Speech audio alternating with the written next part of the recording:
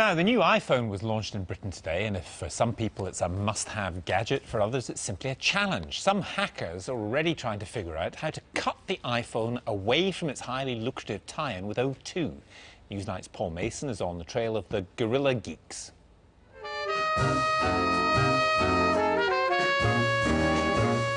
Friday night, London. Welcome to Apple Mania. The queue for Apple's new mobile phone stretches literally around the block. At £270 a pop, it's not cheap, and you can only use one network. Well, here I am at the end of the queue for the Apple iPhone. There's still 3 hours to go before the shop opens. So, instead of waiting, I'm going to do what 250,000 people have already done. Because thanks to Apple, I've already got one of the phones.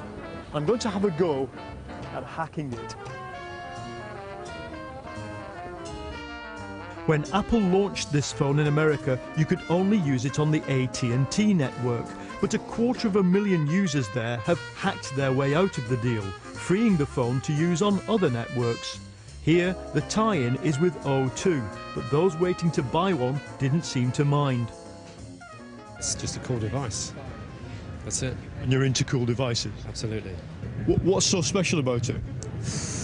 Apple, iPhone, iPod in a phone, can't ask for more. The fact that it's locked to a network doesn't bother you? No, not at all, no. You're not intending to take it apart and hack it around a bit? No. Why would you want to do that? No. I'm switching networks to get it. It does bother me, but no choice.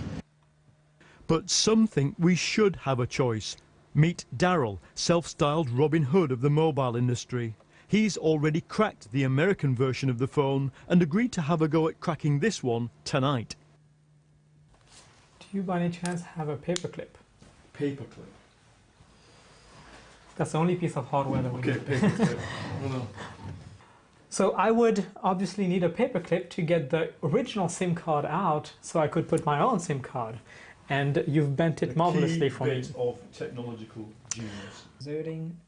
Once you swap the SIM card, the phone doesn't work. And the problem is, for the UK launch, Apple has changed the software, meaning me, Daryl, and every hacker in the world has to start again from scratch. At first, we made rapid progress. Look at that, 5:45. So by the time the shop opens, with a bit of luck, we might have blazed the trail. But Apple has changed the software, and by the time the launch happened, we were still downloading. You could almost hear Apple and O2's bosses cheering in the background, because the trend in the industry has been for phones and contracts to get cheaper.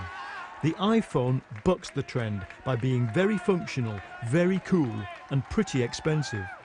But we don't support unlocking, as you know, with the iPhone. But again, there hasn't been a choice until today to get one the way we've been working so hard to launch it, and now it is here. And I think you see that's what most people will really want to use because of the great setup we have. We have the visual voicemail with O2, we have the Wi-Fi hotspots. It really is a unique offering. Time to call in the cavalry. I spoke to Erica from America, a legendary hacker who's been at work overnight. How far do you think the global hacking community is from being able to break into a 1.12 iPhone? Done. It's all done. Everything that is necessary to break into it has been done, and I blogged this morning about the method to do it. How long do you think it'll be before on the internet somebody posts basically a tool that you can just download to unlock this phone? I'd be really surprised if it took longer than a week. Of course, doing this voids the warranty, but the hackers feel that history is on their side. It's unfortunate that those companies spend a lot of money in engineering ways of protecting the phone as opposed to spending that kind of brain power in making it even better. But they would say that's their only source of revenue.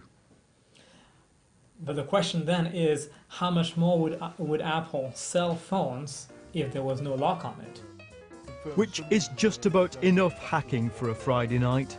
Well, I failed, but I know why I failed, and somebody somewhere will crack this thing in about a week.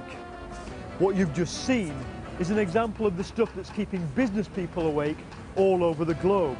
How to make money out of the things you invent when so many people think they should have it for free.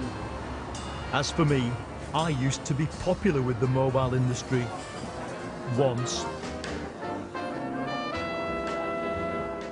Paul Mason having far too much fun there. Now, in a moment, Newsnight Review. First, a roundup of today's headlines.